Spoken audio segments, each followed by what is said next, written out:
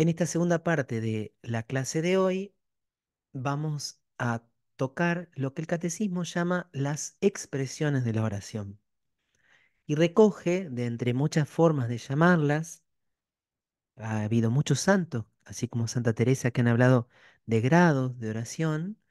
El catecismo recoge tres que se encuentran, algunos de ellos en la tradición más antigua, en la patrística, otros en los doctores más contemporáneos. También no quería dejar de recomendarles y que quede esto grabado, los consejos preciosos y enormemente claros que da San Francisco de Sales en la introducción a la vida devota. Pero bueno, el catecismo ha recogido tres expresiones principales de la oración. Yo lo que voy a hacer ahora es leer y comentar los puntos del catecismo. Disculpen si las placas no las pude terminar de elaborar mejor con imágenes, prioricé ampliar un poco más la lectura de otros textos o el contenido. Me faltó tiempo para pulir más la presentación. La oración vocal. Comienza el catecismo haciendo como una introducción, diciendo que por medio de su palabra Dios habla al hombre. Fíjense que esa frase no solamente describe un modo, palabras, sino que está con mayúscula, por medio de su palabra. ¿Quién es la palabra? El Hijo. Podríamos decir por medio del Hijo, que es palabra, el Padre habla al hombre. Y por medio de palabras mentales o vocales, nuestra oración toma cuerpo. Acordate que el corazón es el que ora. La oración es cuestión del corazón. La oración es cuestión de fe, creo, esperanza, confío, amor, amo, me entrego. La oración radica en tu inteligencia y tu voluntad. Lo sintetizamos sobre todo con esa expresión bíblica, el corazón. O sea, sin corazón, sin intervenir el corazón, no hay oración. Si uno dice palabras, dice fórmulas y no está involucrado el corazón, no hay oración. Pero a través de las palabras, y acá interesante, dice mentales o vocales, nuestra oración toma cuerpo.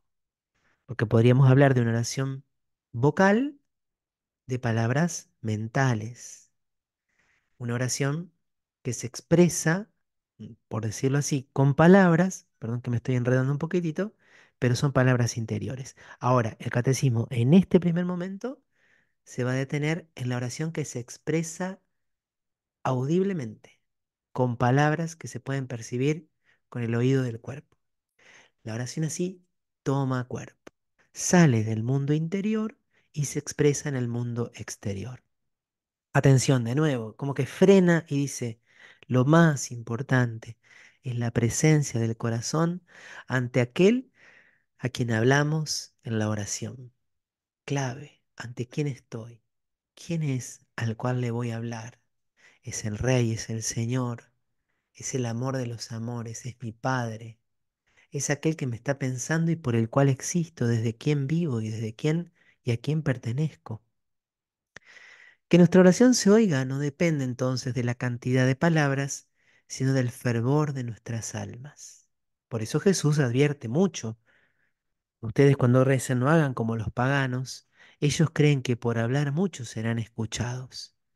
De alguna forma tenían como una concepción mágica de que una oración era eficaz si utilizaba tales o cuales fórmulas o constaba de tales o cuales palabras o de tal o cual extensión. 2701. La oración vocal es un elemento indispensable de la vida cristiana. Cuidado, y esto pasó en la historia de la Iglesia, en el siglo XVI, en una época de muchos debates, y hubo herejías espirituales. Y algunos pensaban, no, yo cuando ya llegué a la oración contemplativa, ya estoy en un grado superior, yo ya no oro más con palabras. La oración vocal es para los principiantes. Es cierto que los principiantes, los que estamos arrancando en la vida espiritual, predominantemente vamos a hacer al inicio oraciones vocales, que van a ser oraciones a través de fórmulas o también oraciones espontáneas, como por ejemplo alguien que viene, vamos a suponer, a la parroquia, va delante de la imagen del crucificado y le dice, Jesús, ayúdame, estoy pasando un momento difícil. Sin embargo, la oración vocal acompaña toda la vida cristiana. Y los grandes místicos, santos canonizados por la Iglesia hasta el final de sus días, continuaron también haciendo oración vocal. Fijémonos, y esto el catecismo también lo hace así como con una picardía, ¿no? Estos puntos de la oración a mí me encanta porque están redactados, se nota por alguien como muy, muy pensante y como que ayuda a pensar, porque va poniendo los obstáculos y las objeciones y las va respondiendo con mucha habilidad. A los discípulos, atraídos por la oración silenciosa de su maestro, porque Jesús se iba solo a la montaña o junto al lago, éste les enseña oración vocal.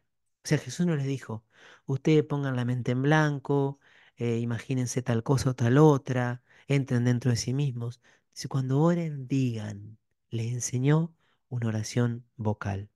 Jesús no solamente ha orado las oraciones litúrgicas en la sinagoga, incluso en su vida pública, lo encontramos varias veces en la sinagoga, sobre todo en aquella sinagoga de Nazaret, donde proclama el texto de Isaías capítulo 61. Los evangelios nos lo presentan elevando la voz para expresar su oración personal. Y acá casi que podríamos hacer un momento contemplativo, ¿no? Imagínatelo a Jesús orando. A Jesús, por ejemplo, cuando dijo, te alabo, Padre, Señor del cielo y de la tierra, porque has ocultado estas cosas a los sabios y a los prudentes, las has revelado a los pequeños y a los simples.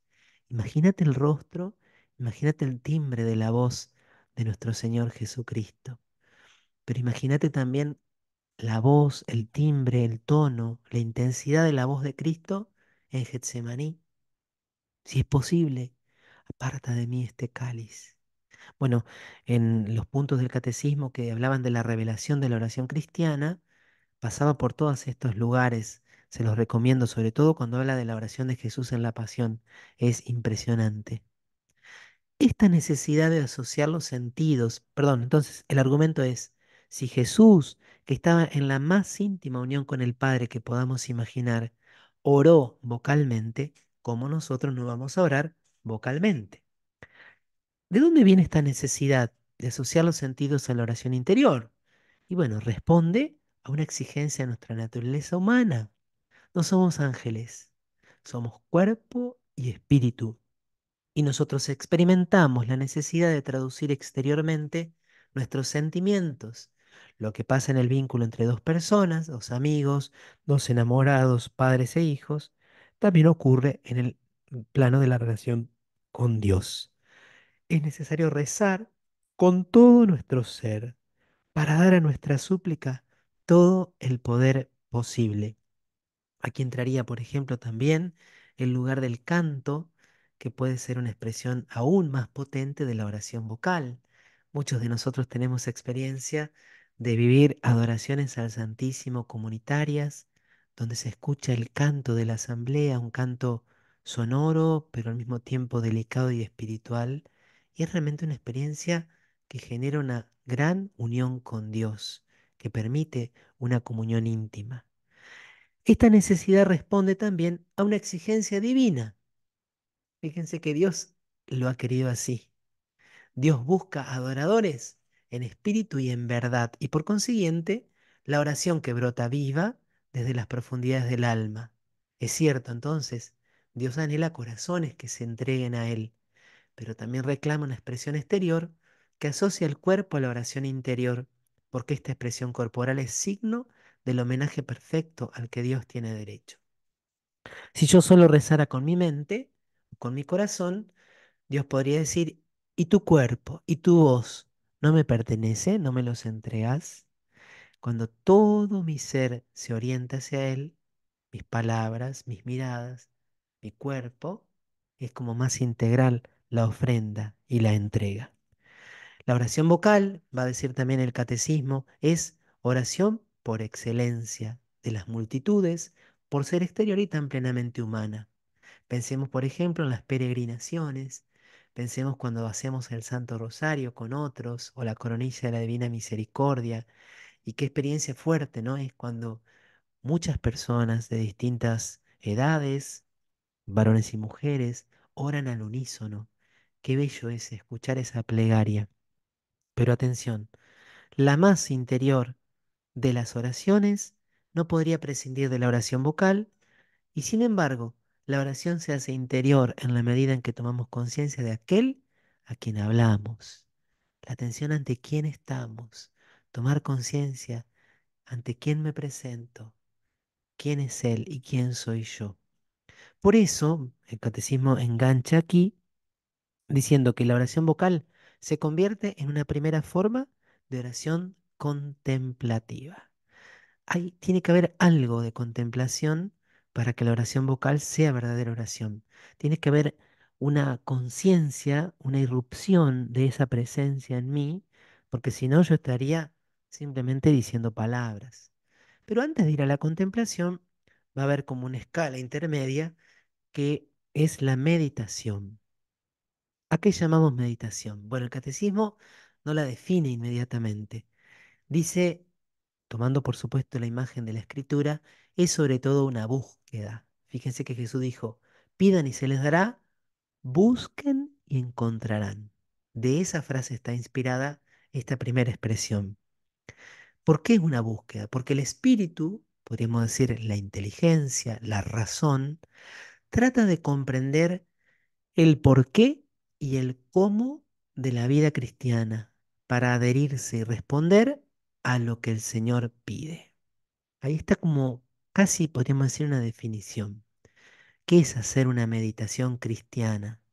Es reflexionar. En la meditación el protagonismo lo tiene en gran medida la razón, reflexionar, pensar el por qué. Por ejemplo, Jesús me invita al perdón y yo leo un texto bíblico sobre el perdón o una meditación de un santo sobre el perdón y me pregunto, ¿por qué debo perdonar? Y ahí el que medita va a descubrir cómo no voy a perdonar si Dios me perdonó, cómo no voy a perdonar si el perdón no solamente le hace bien al hermano, sino que me hace bien a mí. Y el cómo, ay, ¿qué significa perdonar? ¿Y cómo yo voy a perdonar? Es como una reflexión de la vida sobre el porqué y el cómo de la vida cristiana. La meditación tiene mucho que ver con la dimensión moral, con las decisiones, con la conducta, pero no solo para estudiar, porque yo podría reflexionar sobre el porqué y el cómo del estilo de vida de los hindúes, pero yo no soy hindú, sino que aquí busco conocer y comprender para adherirme y responder a lo que el Señor pide. Entonces yo lo descubro, lo reconozco y lo elijo. Y quiero. El Señor me lo pide. El Señor me pide que perdone. Y voy a procurar hacerlo. Recuerdo entre los libros de meditación que más me hicieron bien en mi vida, después lo compré y ahora lo presté. Hay uno que se llama Ascética Meditada. No es tan común, no es tan conocido, es del padre Salvador Canals, sacerdote del Opus Dei español de la década del 50, 60 más o menos. Y era un libro de meditación y te iba presentando las virtudes. Y justamente eso, te explicaba en qué consistía la virtud, en qué textos bíblicos estaba Jesús hablaba de esa virtud, por qué era necesario practicarla, cómo practicarla, pero siempre terminaba con una oración para poder cumplir, para poder vivirla, para poder ponerla en práctica. Entonces, así por lo menos de ese modo me ayudó mucho cuando tenía 14, 15 años a aprender a hacer meditación, meditación cristiana, ¿no? Fíjense que nada que ver con la meditación de la nueva era, es algo absolutamente distinto. Para meditar hace falta una atención difícil de encauzar. A veces la imaginación nos juega una mala pasada, no nos podemos concentrar tan fácilmente. Santa Teresa va a decir que la imaginación es como la llama la loca de la casa, pero dice, así como a un loco, bueno, que a veces en dos lugares que está y que uno sabe que va a estar de aquí para allí, no hay que prestarle mayor atención, nos quiere distraer, pero no lo permitamos, y otras veces la imaginación se puede poner al servicio de la oración. La meditación habitualmente se hace con la ayuda de algún libro. Atención. Y a los cristianos no nos faltan. Por supuesto, las escrituras, especialmente el Evangelio.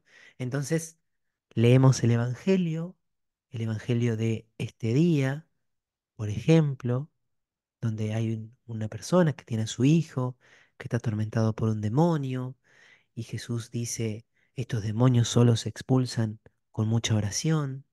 Entonces meditamos lo que dijo Jesús, el por qué lo dijo y cuáles son los demonios, por ejemplo, que están en mi vida y que yo necesito que sean expulsados y si estoy orando lo suficiente y por qué Jesús me está diciendo a mí que tengo que orar más. ¿Por qué? Porque si no, va a ser muy difícil que puedan ser expulsados esos demonios, etcétera, etcétera, etcétera, ¿no? Después, imágenes sagradas especialmente en la tradición oriental, se hace oración con los íconos, porque sabemos que el ícono no es simplemente una representación como realística, sino que tiene una carga simbólica muy importante. Los textos litúrgicos del Día del Tiempo, ahora que celebramos Ascensión, Pentecostés, los prefacios de cada fiesta realmente eran fabulosos, una síntesis del sentido profundo de esas celebraciones. Escritos de padres espirituales, textos de San Agustín, de San Cipriano, de San Ireneo, de San Ignacio de Antioquía, obras de espiritualidad, les he mencionado varias. El gran libro de la creación, hay personas que meditan, que hacen hermoso momento de meditación, contemplando atardecer, amanecer, la noche estrellada, un paisaje, o a veces simplemente contacto con la naturaleza, con la creación, pero también el gran libro de la historia y la página del hoy de Dios. ¿Qué significa esto de la página del hoy de Dios? Quizás saliste hoy a hacer tus tareas, fuiste a trabajar o fuiste a hacer compras, te encontraste con una persona y esa persona te dijo algo y te quedaste pensando y vas a orar y seguís pensando en eso y qué te quiso decir Dios a través de esa persona y qué es lo que trae a tu memoria, qué hechos te hace recordar, qué experiencias te hace revivir, etcétera, etcétera, etcétera. Esa también es la página del hoy de Dios. Meditar en lo que se lee conduce a apropiárselo, confrontándolo consigo mismo. Entonces yo leo y miro mi vida. Abro un libro que me trae un contenido, pero luego abro otro libro, el libro de mi vida. Y paso de los pensamientos a la realidad, a mi realidad. Y según sean la humildad y la fe, se descubren los movimientos que agitan el corazón y se los puede discernir. Esto me provoca gozo, esto me provoca inquietud, esto me trae arrepentimiento, esto me entusiasma. Me dejo interpelar por aquello que medito. Se trata de hacer la verdad para llegar a la luz. Hacer la verdad. Señor, ¿qué quieres que haga? Como aquellos que después de Pentecostés, cuando Pedro da su primer discurso, se sienten como atravesados en su corazón y dicen, ¿qué tenemos que hacer? La meditación auténtica lleva a la acción, lleva al cambio, lleva a la conversión. Los métodos de meditación son tan diversos como diversos son los maestros espirituales. San Juan de la Cruz tiene en algunos escritos, esto lo trae el padre Iraburu, críticas muy fuertes, porque en su época había quienes eran demasiado rígidos, como que el método tenía que ser aplicado quirúrgica y perfectamente.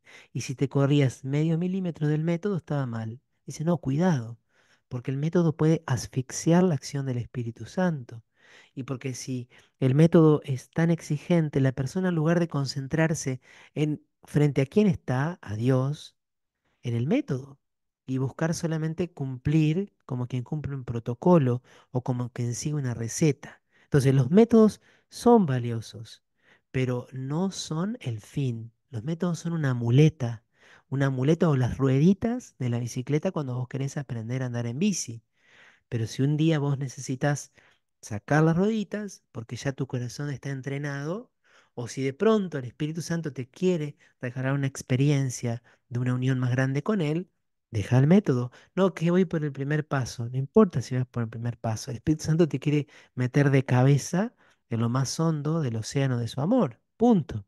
Se deja el método y se deja guiar por el Espíritu Santo. Pero sobre todo al principio, si nunca hemos hecho oración de meditación, es bueno tener un método, tener un orden. Incluso el padre Araburu dice algunos, para aprender a meditar necesitan el soporte del texto, escribir. Entonces voy dando como los pasos de la meditación y voy escribiendo lo que me va viniendo del corazón, lo que reflexiono, lo que obtengo como fruto de mi reflexión, la oración que hago al final, porque para que sea verdadera meditación cristiana, oración meditativa, siempre tiene que concluir como en un coloquio. Hay algunas partes de los ejercicios de San Ignacio de Loyola que son justamente meditaciones, y él hace siempre terminar con un coloquio, hablando con Jesús. Si yo reflexiono y no tengo ese coloquio al final, no podemos hablar de una verdadera oración, porque no estoy delante de alguien. ¿Es necesario meditar? Sí. No hay madurez cristiana sin meditación. Nos pasaría lo de los tres primeros terrenos de la parábola del sembrador. La semilla no penetra porque para que penetre es necesario este trabajo espiritual. Pero un método no es más que un guía. Lo importante es avanzar con el espíritu por el único camino de la oración, que es Cristo Jesús. La meditación continúa diciendo, y este es el último puntito sobre la meditación, hace intervenir al pensamiento, la imaginación, la emoción y el deseo. Por ejemplo, cuando contemplamos un misterio de la vida de Jesús, nos imaginamos el lugar, la escena, los rostros, las voces, las palabras, esas multitudes, los gestos de Jesús. También la emoción y el deseo, suscitar el deseo, dejar que el corazón se encienda en el deseo. Esta movilización es necesaria para profundizar en las convicciones de fe, suscitar la conversión del corazón y fortalecer la voluntad de seguir a Cristo. Profundizar en la fe, convencerme profundamente de que Dios existe, de que el Padre me ama, de que Cristo es mi Salvador, de que con Él es posible vivir plenamente.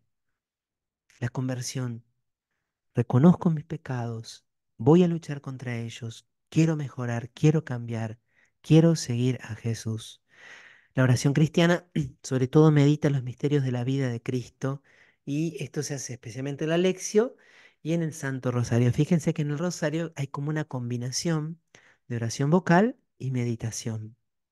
Mientras decimos oraciones vocales, contemplamos o meditamos los misterios. Lo decimos de distintas formas, de acuerdo quizás a nuestra preferencia, y ambas son posibles y valiosas. Pero esta forma de reflexión orante es de gran valor. Reflexión orante, eso sería la meditación. Si es solo reflexión, todavía no es oración. Tiene que ser reflexión orante. Pero la oración cristiana debe ir más lejos, hacia el conocimiento del amor del Señor Jesús, a la unión con Él. Fíjense que en el catecismo está como esta progresión. Aquí en la meditación es sobre todo la vida cristiana, las exigencias de la vida cristiana, el seguir a Cristo o los misterios de Cristo. Pero de alguna forma hay un paso superior, ulterior, que es Él. Yo me quedo con Él, yo lo busco a Él, yo lo deseo a Él, yo quiero unirme a Él, a Jesús, movido por el Espíritu, y por Jesús al Padre. Y eso va a ser justamente la contemplación. Por supuesto que la contemplación, nosotros cuando decimos contemplar, nos da la imagen de ver, ¿no? Contemplar es sinónimo de ver. Entonces parece como que yo estoy lejos, porque estoy viendo. En realidad, bajo la palabra contemplación hay mucho más que ver.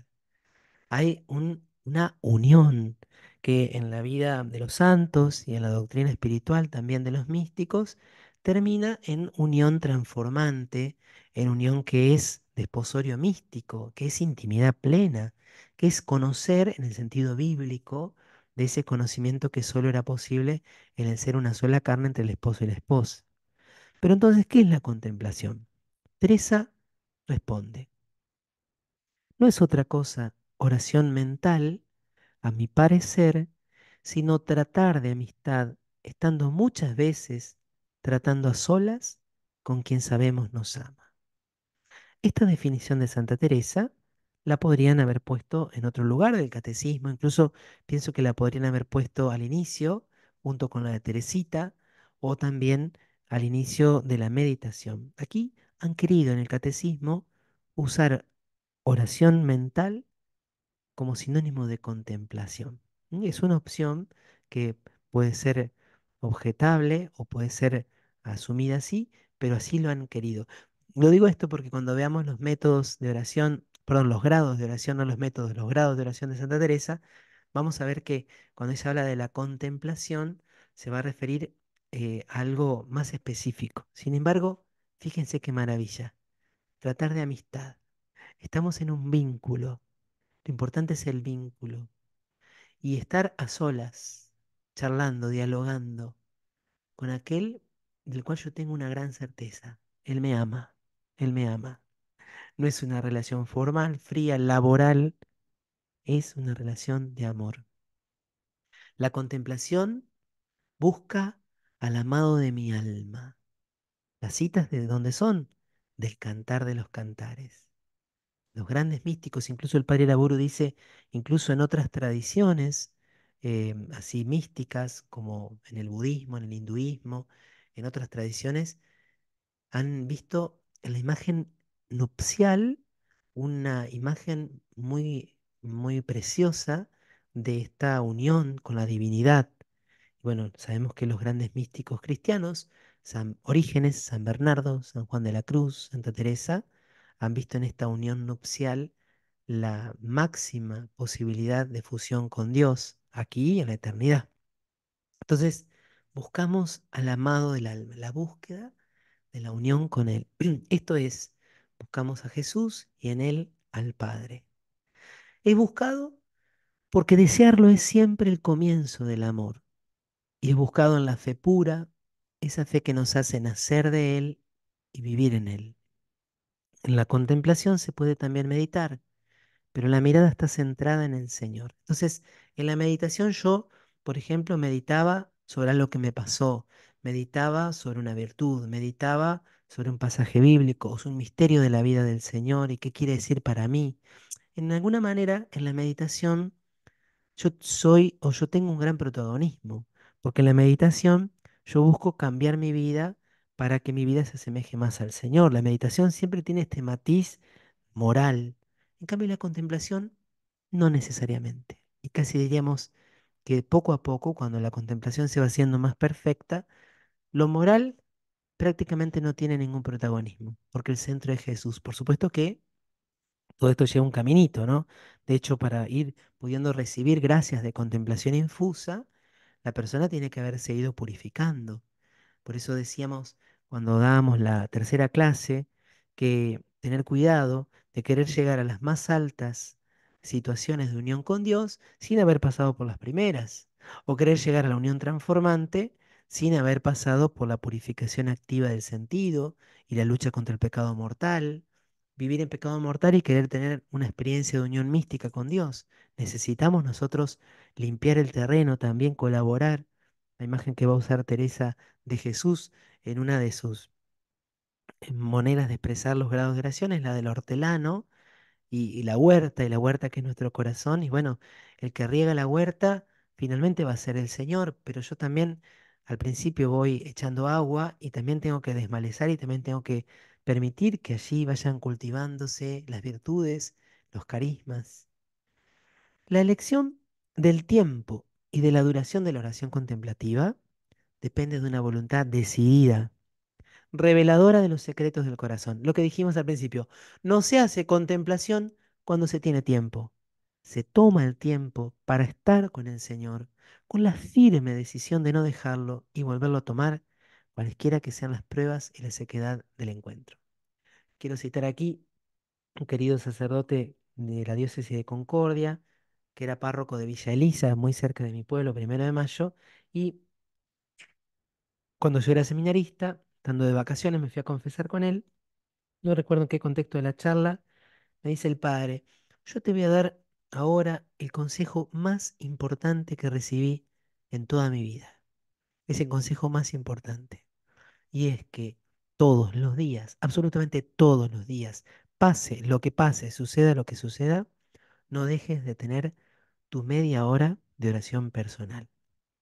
Todo lo demás puede pasar, pero no tiene que pasar un día sin tu media hora de oración personal. consejo preciosísimo y que si alguien realmente lo quiere realizar y logra con la ayuda de la gracia sostenerlo, indudablemente que es como un antídoto contra todas las pruebas, contra todas las dificultades. No se puede meditar en todo momento, va a decir el catecismo luego, aquí otra diferencia con la meditación y la contemplación, pero sí se puede estar siempre en contemplación, independientemente de las condiciones de salud, trabajo o afectividad. ¿Por qué? Porque el corazón es el lugar de la búsqueda y del encuentro en la pobreza y en la fe.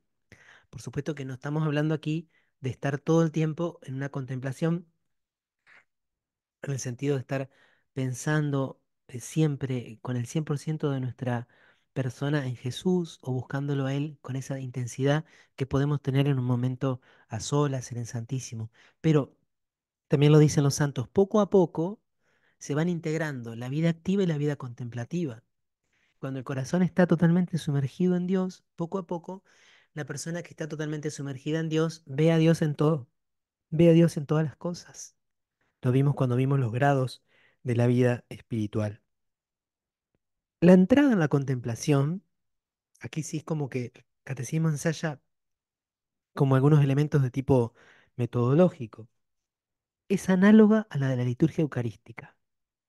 Primero, recoger el corazón. Así como nosotros, la comunidad cristiana que se reúne a celebrar la misa, estábamos todos dispersos como estos granos de trigo en los campos, dice la G, y nos hemos juntado aquí, ¿no? Nos juntamos para la celebración, así recoger el corazón, entrar en esa morada íntima, recoger nuestro ser bajo la moción del Espíritu Santo, así como en la liturgia eucarística sin epíclesis, sin acción del Espíritu, tampoco hay oración auténtica sin el Espíritu Santo. Habitar la morada del Señor que somos nosotros mismos. Él nos está esperando ahí siempre. Tú estabas dentro de mí, yo estaba fuera, dice San Agustín. Despertar la fe para entrar en la presencia de aquel que nos espera, hacer que caigan nuestras máscaras y volver nuestro corazón hacia el Señor que nos ama, para ponernos en sus manos como una ofrenda que hay que purificar y transformar. ¡Qué belleza!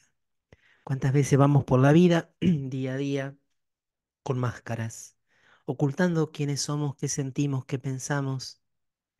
En la oración caen todas las máscaras. Ojo, porque podríamos ir a la oración y llevar máscaras. Podríamos ir a la oración y no presentarnos delante del Señor tal cual somos, ocultarnos de Él, estar escondidos de su rostro. La oración contemplativa es la oración del Hijo de Dios, del pecador perdonado, que consiente en acoger el amor con el que es amado y que quiere responder a Él amando más todavía. Es la cita, sobre todo allí, del texto de Saqueo, la conversión de Saqueo. Pero sabe que su amor, a su vez, es el que el Espíritu derrama en su corazón, porque todo es gracia por parte de Dios. La contemplación es la entrega humilde y pobre a la voluntad amorosa del Padre, en unión cada vez más profunda con su Hijo amado. Entonces no solo es mirar, no solo es disponerme, también es entregar. Aparece varias veces la palabra entrega. Él me ama. El Padre derrama en mi corazón el Espíritu y yo, transformado por el Espíritu, quiero entregarme junto con Jesús. La oración contemplativa es la expresión más sencilla del misterio de la oración. De hecho, los maestros espirituales van a decir que cuanto más progresa el alma en la oración se vuelve más simple, tiene menos partes, menos elementos. Todo esto va en un camino, en un proceso de simplificación. La oración es un don, una gracia. No puede ser acogida más que en la humildad y en la pobreza. La oración contemplativa es una relación de alianza establecida por Dios en el fondo de nuestro ser. Aquí cuando habla que es un don, probablemente esté insinuando esto que también los maestros espirituales dicen. Yo puedo elegir contemplar, o sea, yo puedo hacer oración contemplativa en el sentido de voy a tratar de simplemente estar, buscar, amar, sin que haya tanto razonamiento, tanto pensamiento. Pero en el fondo hay contemplación auténtica cuando Él me regala esa experiencia. Por eso lo que uno puede hacer es disponerse y Dios regalar la contemplación infusa. La oración entonces es comunión. En ella, la Trinidad conforma al hombre, imagen de Dios, a su semejanza.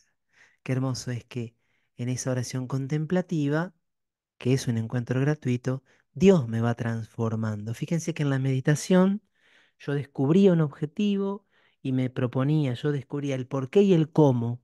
Ajá, ¿y qué voy a hacer para crecer en humildad? La oración contemplativa, Dios me hace humilde, Él me regala ser cada vez más a su semejanza.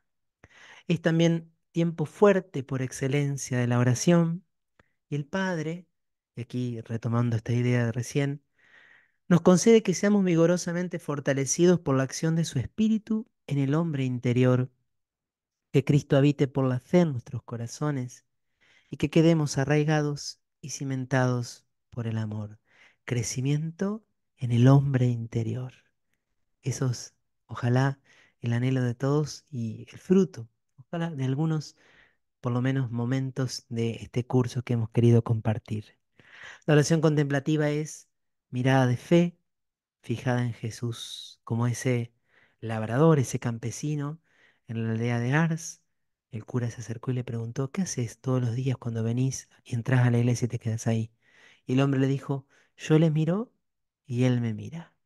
Sabernos mirado por Dios, mirarlo a Dios y gozar como ese padre que contempla a su hijito pequeño y se goza mirándolo sencillamente, recibiendo la mirada de esos enamorados que se miran y podrían estar horas mirándose, sabiendo que Jesús está allí mirándonos, no solo en la Eucaristía, como lo dijimos la clase pasada, sino en esa oración contemplativa, en esa intimidad que se puede dar en el encuentro, en el sagrario del corazón.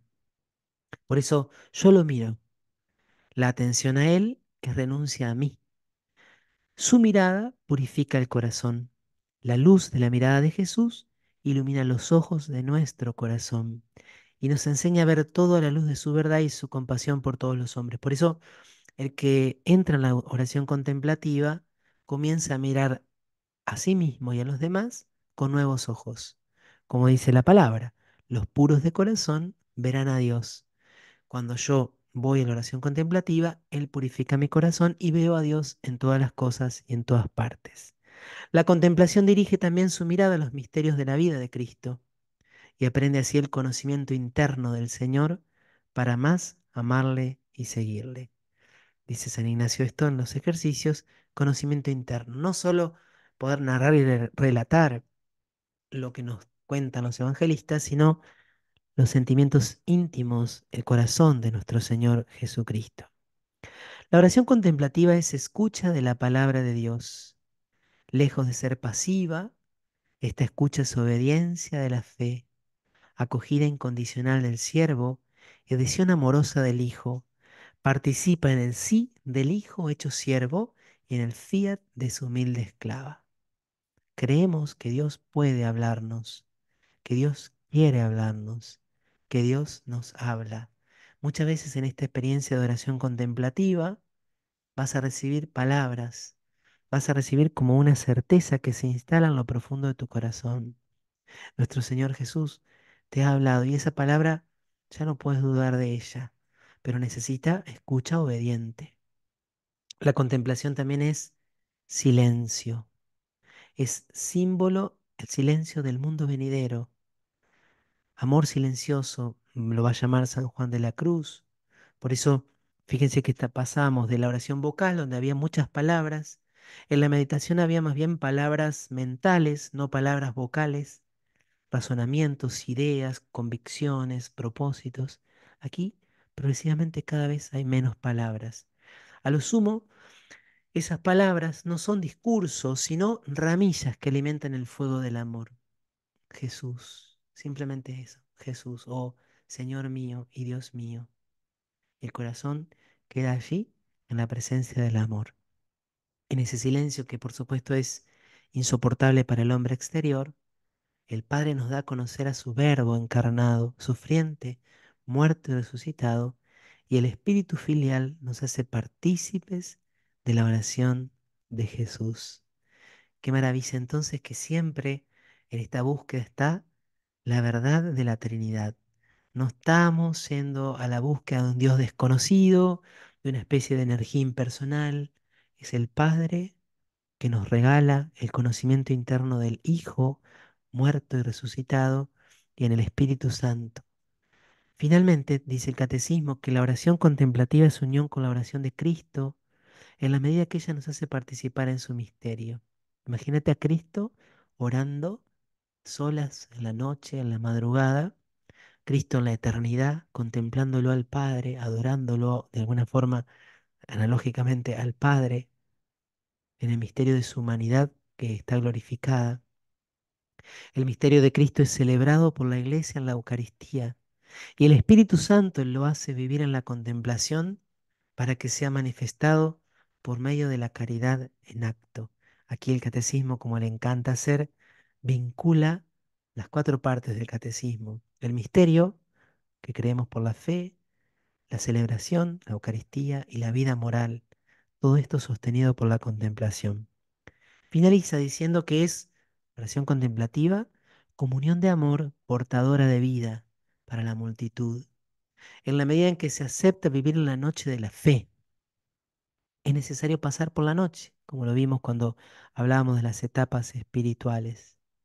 Es necesario que nosotros permanezcamos incluso cuando el Señor nos hace pasar por la agonía o por la noche del sepulcro. Velar una hora con Jesús, incluso cuando estar en vela puede ser doloroso.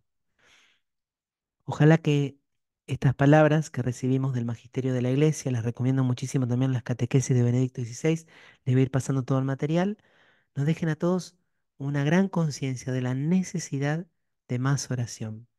Algunos de nosotros tenemos apostolados, tenemos servicios en las parroquias, en los movimientos, en las diócesis. Necesitamos más oración, no para dejar de hacer los apostolados, sino para que los apostolados den algún fruto. ¿Por qué nuestros apostolados muchas veces no dan fruto? Porque tenemos poca vida de oración, porque no estamos unidos, perdón, suficientemente a Jesús. Y entonces nuestras palabras, nuestros gestos, nuestras iniciativas no tienen esa carga, esa fuerza de la presencia del Espíritu Santo. Entonces dice San Juan de la Cruz, ojo, el apóstol que no tiene vida interior muchas veces no va a dar ningún fruto y no solamente eso, hasta puede hacer mal. Son palabras súper fuertes, no las tengo textuales, si las encuentro se las voy a pasar. Por eso, sobre todo quienes tenemos algún apostolado, tenemos el grandísimo deber de dejarnos transformar más y más por este Señor que nos invita a ir en la intimidad con Él. Hacemos un gloria para finalizar esta charla y con ella también este tiempo de la primera etapa del curso de espiritualidad cristiana. Gloria al Padre y al Hijo y al Espíritu Santo, como era en el principio, ahora y siempre, por los siglos de los siglos. Amén. Que la bendición de Dios Todopoderoso, Padre, Hijo y Espíritu Santo, descienda sobre ustedes y permanezca para siempre. Amén.